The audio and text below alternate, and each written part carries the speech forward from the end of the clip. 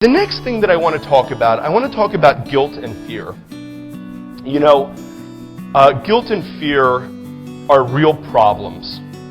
Guilt and fear are obviously unproductive for anyone, but they're especially a problem with parents and families with children with brain injury.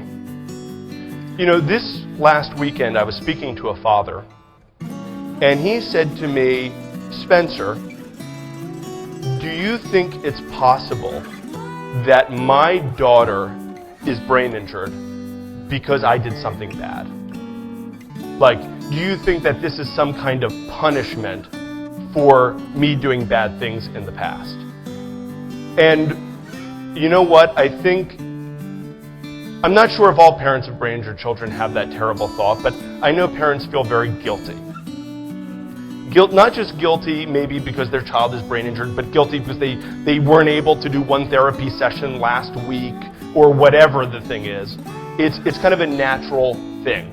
And working with parents, and my parents working with parents and my grandparents working with parents, we've seen guilt is a pretty steady, common emotion amongst parents.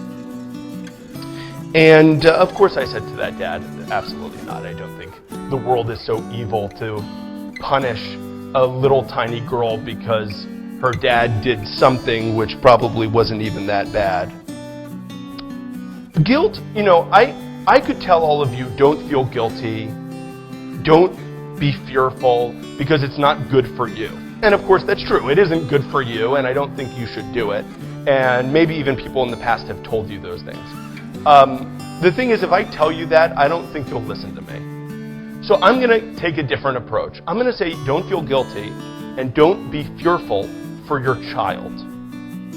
Because children and adults are very different in how we view time. Okay? For children live in the present moment. Children are always living in the present moment. For a child 5 minutes ago doesn't matter anymore, right? And 5 minutes from now feels like an eternity. What a child cares about is right here, right now. For adults, we're feeling guilty about all those things we didn't do an hour ago, a day ago, a week ago, a year ago. We're constantly worrying about everything that's going to come in the future. So children live in the present, and you need to be in the present with your child.